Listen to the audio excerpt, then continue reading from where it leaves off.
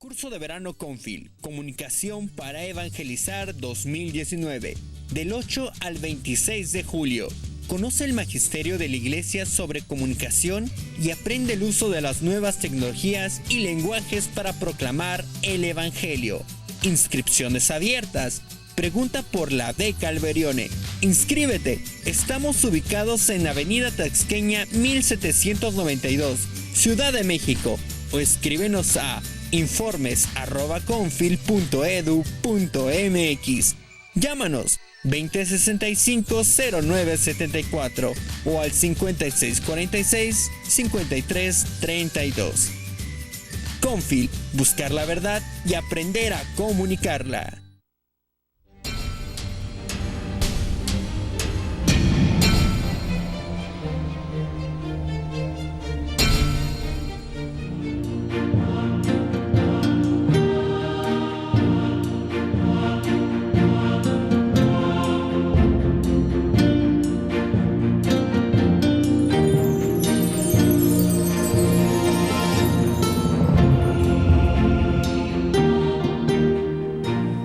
Ya estamos de regreso en Ver y Creer, hoy con este tema, la indisolubilidad matrimonial.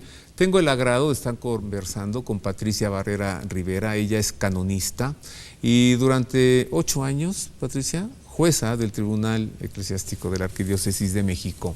Vamos a ver por qué. El matrimonio es indisoluble. Además de que Cristo lo dijo, la Iglesia, ¿qué nos dice acerca de esta indisolubilidad?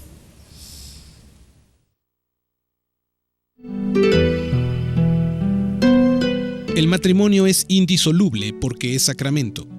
Cristo confirma que no existe poder humano capaz de disolverlo.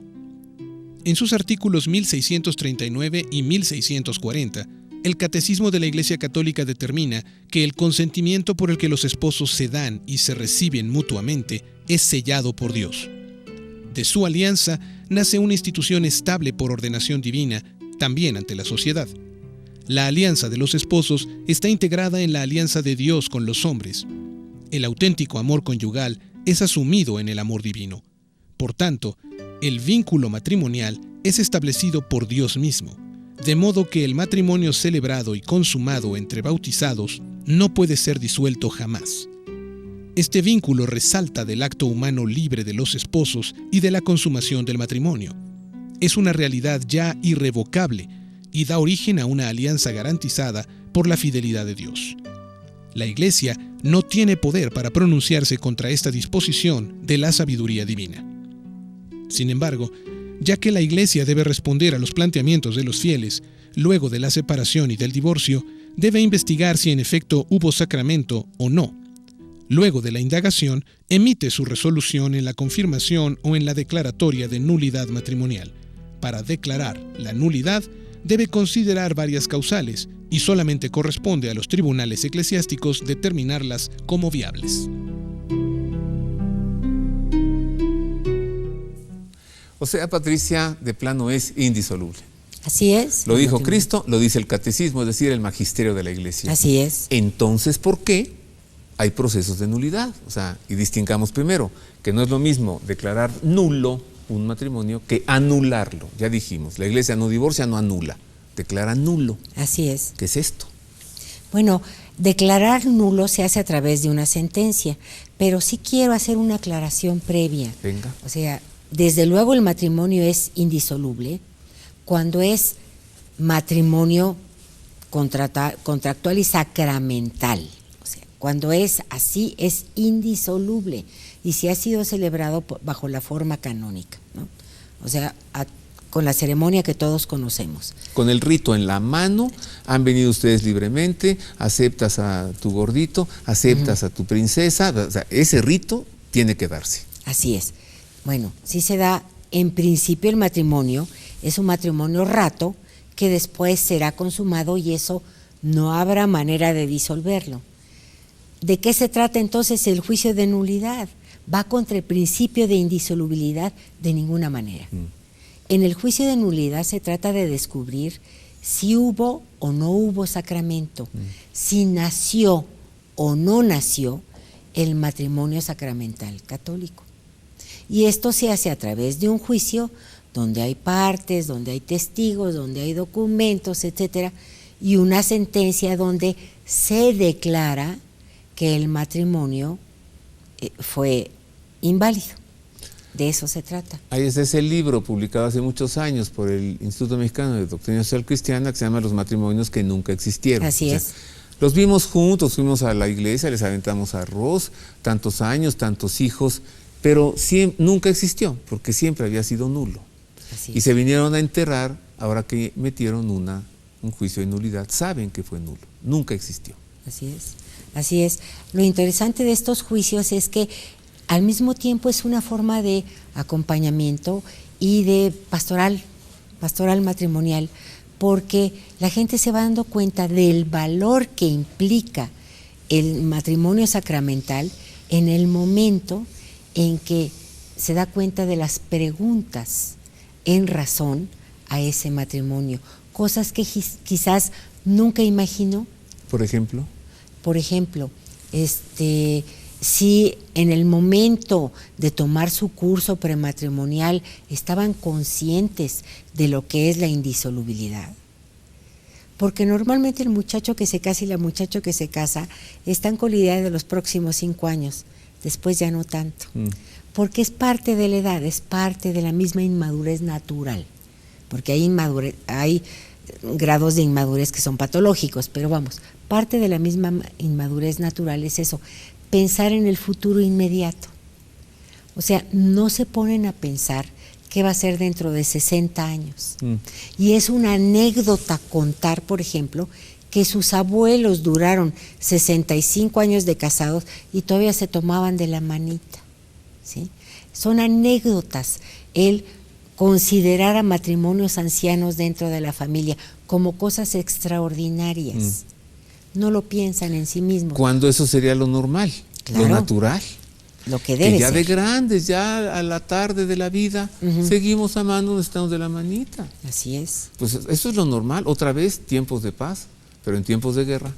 En tiempos de guerra existen los procesos de nulidad y existen las causales de nulidad. Es decir, ¿qué es lo que puede determinar que un matrimonio nunca existió? Es decir, que no hubo sacramento. Mire, estas son algunas.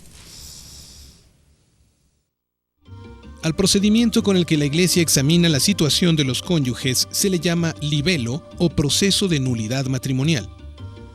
Es posible declarar la nulidad del matrimonio si se encuentra que no hubo sacramento, es decir, que el matrimonio nunca existió. Para llegar a ello, se deben encontrar algunas causales que lo determinen. Estas causales son las siguientes. Edad. Para el varón antes de los 16 y para la mujer antes de los 14 años. Impotencia o incapacidad antecedente y perpetua para el acto conyugal, tanto por el hombre como por la mujer, absoluta o relativa. Debe ser anterior al matrimonio e incurable. Vínculo a un matrimonio válido anterior. Disparidad de cultos, salvo que se cumpla con la regulación de los matrimonios mixtos. Orden sagrado, que se fundamenta en el celibato eclesiástico. Voto de castidad en institutos religiosos. Rapto con fines matrimoniales. Crimen u homicidio del cónyuge con el fin de contraer matrimonio posterior. Parentesco de consanguinidad en línea recta, es decir, padres, abuelos, hijos, nietos y hermanos. Parentesco legal entre suegro y yerno o nuera y entre adoptado y adoptante. Pública honestidad o matrimonio con hijos de concubina o concubino. Incapacidad consensual o por padecimientos mentales. Ignorancia de la perpetuidad del vínculo. Error al casarse equivocadamente con una persona distinta a la elegida. Dolo o engaño para obtener el consentimiento acerca de una cualidad del otro contrayente. Simulación, si no hay voluntad de casarse o se limita la perpetuidad, como en los casamientos a prueba. Condición a la verificación de un acontecimiento predeterminado. Violencia o miedo que obliga para librarse de cualquier tipo de coacción. Forma de contraer el matrimonio, que debe ser solamente ante un ministro habilitado por la Iglesia. Estas causales de nulidad matrimonial solo pueden ser determinadas por el tribunal eclesiástico. Es decir, no vaya usted a pensar, pues esta me viene a mí, pues así está mi matrimonio y entonces usted determine que es nulo. No, solamente un juez puede determinar si es nulo o no es nulo. Bueno, entonces, volvemos a Amoris Laetitia. El documento del Papa Francisco no modifica en nada esto. Absolutamente. Sigue vigente. Así es. Pero me parece, Patricia, y mira, lo digo con caridad, me parece que el Papa sí como que tiene un deseo de suavizar la norma. Y como que se le echaron encima muchos diciendo, Cristo lo dijo y esto no se mueve. Y entonces ya como que la cosa se quedó allí. Mira, si lo lees de buenas a primeras, que es un documento, como decía el padre Mario Medina Balam, que hay que leer a profundidad y despacio, ¿no? Y en un principio, claro, toda la parte primera es sobre el amor conyugal, sobre el proceso de acompañamiento, y el capítulo 6 habla sobre los matrimonios irregulares.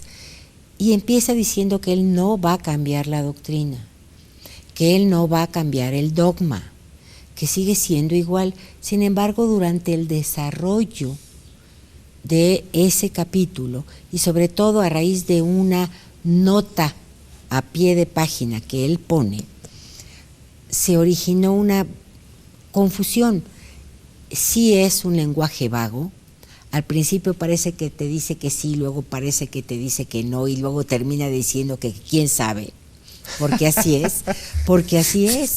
Sí, llega un momento en que, estando hablando con claridad sobre esta doctrina de los divorciados vueltos a casar y del cambio que debe de haber en la iglesia para acogerlos y acercarlos y cobijarlos, de repente entonces te cambia y te empieza a hablar sobre la teoría conocida sobre el acto humano.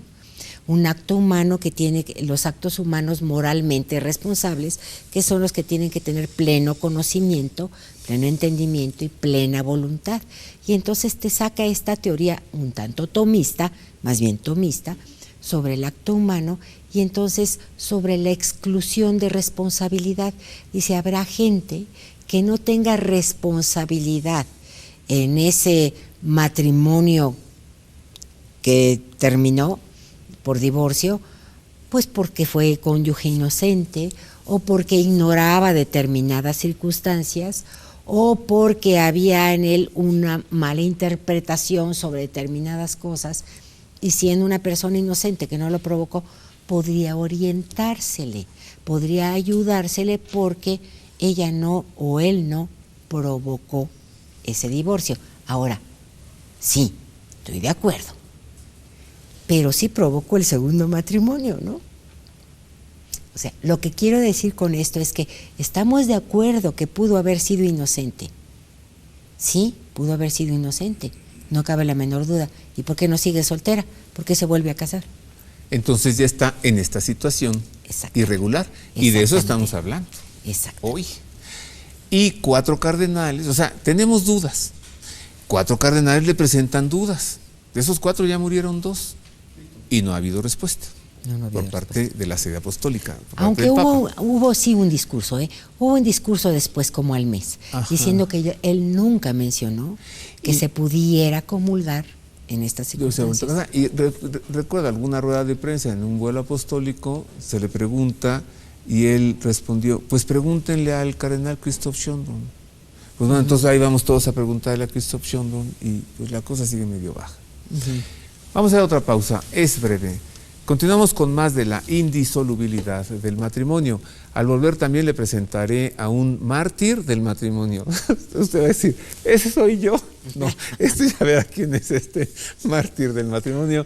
Pero antes de la pausa le invito al curso del Evangelio de San Marcos, que va a iniciar nuevamente. Volvemos a la Sagrada Familia, ahí en la colonia Roma, porque el padre Gonzalo se dedicó a remodelar el auditorio, lo dejó maravilloso, parece sala VIP, de verdad, está de primera. Y entonces ya me habían preguntado muchas veces, ¿cuándo otra vez en la Sagrada Familia? Iniciamos en una fecha muy feliz, ya de la Virgen del Carmen, martes 16 de julio.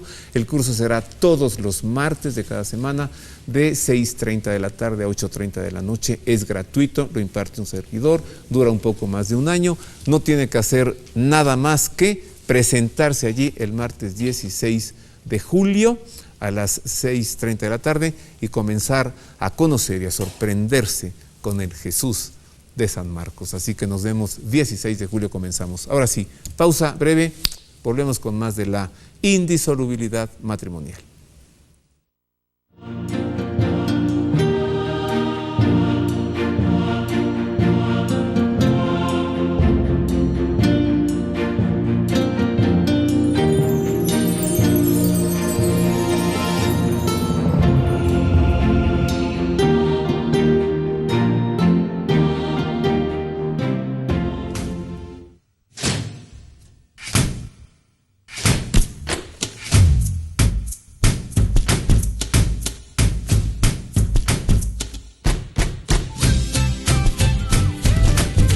Práctica.